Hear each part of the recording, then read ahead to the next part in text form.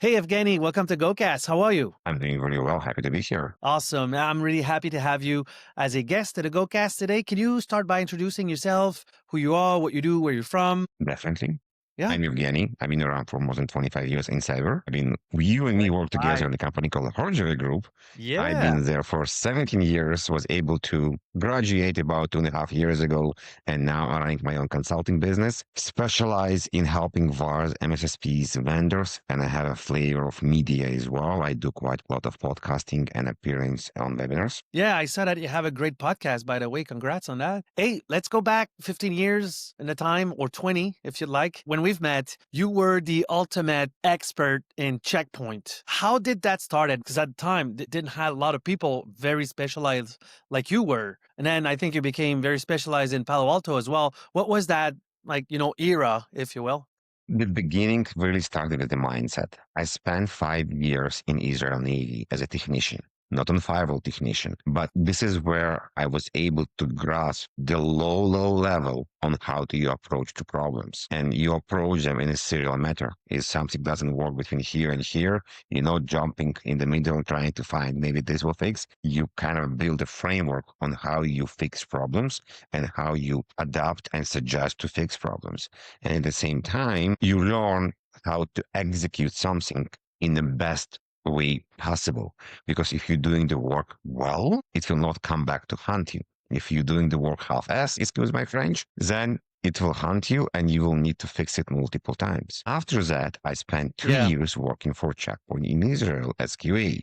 So the technical knowledge about Checkpoint firewalls came from Checkpoint. So the connection between two, the approach to problems and the knowledge about firewalls and networking, this is what helped me to become really good in what I did. You used to be very, very technical. I recall at one point we were not all convinced that Palo Alto was a good product or not. Remember, it's way back then, right? And then someone said, "Well, I think Evgeny is now leading with Palo Alto, and he said it's the product right now." So everyone was like, "Well, if he say that, it must be true," and it was, right? So what was the shift at that time? What happened? Because they were seen as the Sonic Wall before what they became, right? What happened is, including me, were not convinced that the company could build something in so many features in less than 2 years. But Palo Alto was able to demonstrate this in a very unique way because when we did POCs, we will deploy Palo Altos behind Checkpoint, Cisco, Fortinet, other firewalls,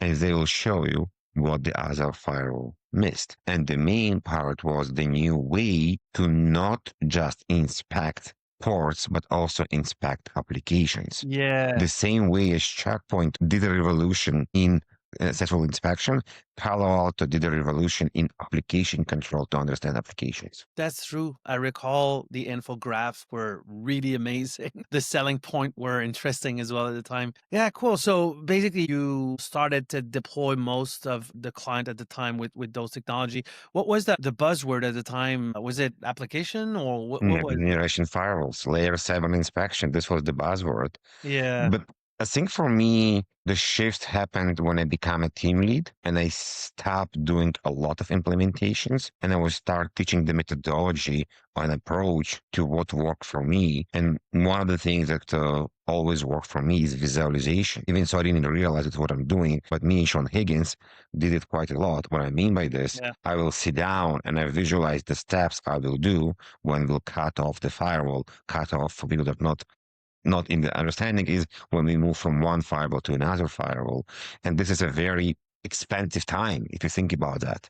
You want to minimize the disruption for the company when you're doing this work.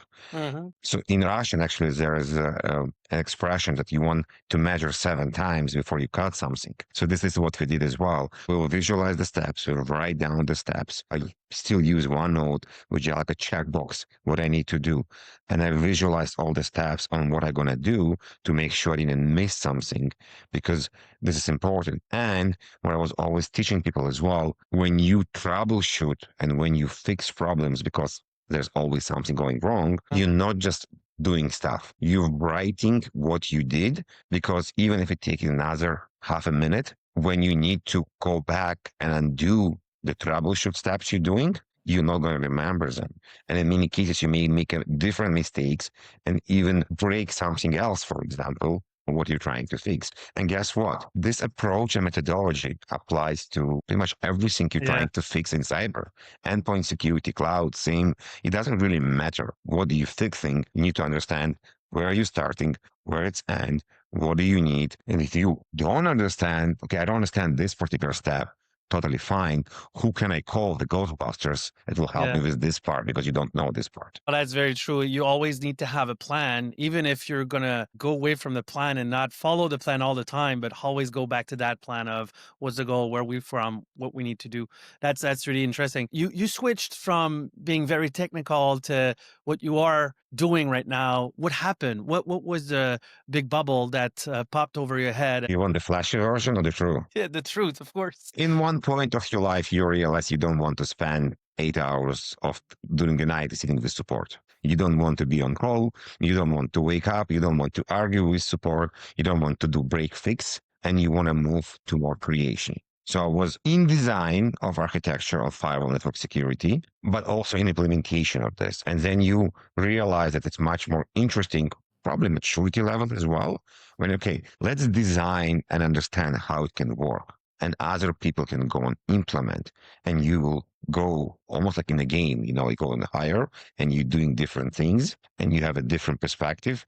I really enjoy the bigger footprint, how everything is working together, but still we're able to go to the low level and understand and explain people how it's working. And when I moved to more technical pre-sales and we did the dog and pony show with the customers, my ability to talk about the high level, the bigger footprint, but still be able to go to the nuances really helped me there as well. And I really enjoy working with customers, with vendors in cybersecurity. So right now I can talk to a customer and I still have the ability to understand the bigger problem. Even so become harder and harder because you have AI, you have security, you have DevOps, application security. There's so many new things that you need to learn all the time. Yeah, no, that's true. Hey, let's do a small 180, go in the community. You're really involved in the CCN, in the other event that you're doing, ski and snowboarding, and there's other stuff that you're doing. What's your take on that community in Canada as a whole? Do you feel it's strong, it's proactive, it's moving? What's your take on that? There's a couple of things. I think in general, we have a very big community. I think it's a bit dispersed. You know, there's a lot of bubbles. There's IC Square, there's ISACA, there's this people, that people. It's not easy to bring everyone together and everyone have a different interest. And then definitely you have the vendor community because the vendors want to get to executives. So what I do like is the idea of mentorship and helping people does exist. When you ask for help, people answer you. Unfortunately, people afraid to ask for help. People afraid from That's true. rejection. Yeah. People afraid to be vulnerable. And this is where I hope we can help and connect to people on a different level. So the entire idea of what Ski and Snowboard Cybersecurity Conference started that everyone going to be in the ski gear. Oh, that's a great idea. I mean, you said something really interesting. I think the ego is also blocking people, their own ego. They don't have the humility to ask for help. I mean, you and I have been in that world for close to 20 years, you probably more than I, and we've seen things. You cannot buy experience. And so if you can get advice from someone that did all of that before, and there's not so much that is new these days. I don't know if you agree, but I mean, what's the innovation in cybersecurity right now from your perspective? We have to talk about AI. You know, it is there. It's moving very fast. I'm not gonna claim AI gonna fix everything. Don't get me wrong. It creates in some cases more problems, Yeah. but it definitely gives us tools to move fast. So this is one of the parts that really, I think, innovating and definitely everybody talking about this as well. The other thing is with so many different tools, with so many different controls, I'm very passionate to understand how we can help companies without spending on 55,000 tools. Can we have a better ROI? Can we understand how much we're spending per employee in cyber and understand the best way to do this? So this is quite important. because we want companies to be secure, but unfortunately, everybody knows company cannot buy every tool in the world. And even if they buy every tool in the world, they need to spend time and people time to actually work with the tools. That's true. That's very true. There is so much stuff. I think investing in people is way more effective these days. Hey, Evgeny, last question. If you could go back in time and talk with Evgeny about a career, about cyber, what advice would you give yourself? We just spoke about fear. I was very, very scared to do public speaking. I was scared to explain what I do in a group of people, even a larger group. The advice I will give to Evgeny is to start public speaking, get out of your comfort zone much, much earlier with English, with being second-time immigrant, with issue with accent. Just go. I now learn many techniques that helping me right now. But if I started getting out of the bubble earlier, I probably would learn these techniques earlier as well. And Well, I'm that's spending my personal time actually helping people to get out of fear and publicly speak as well. mentoring them. That's cool. That's awesome. Because, we're both in a platform language right now, right? I'm French first. What is your first language? Russians and Hebrews and English. It's always translating all the time, right? So it's time consuming and CPU usage. Until you get out of the point that you're not translating, you're just talking. You just get out of the. True. Very true. You go to this point here. Thank you very much, Evgeny. It was a great honor to have you on the GoCast. I wish you a good rest of your day. I very hope soon we can record in the same room as well. I can sit in a fancy chair. Yes, absolutely. Revenge podcast. Thank you very much again. Take care.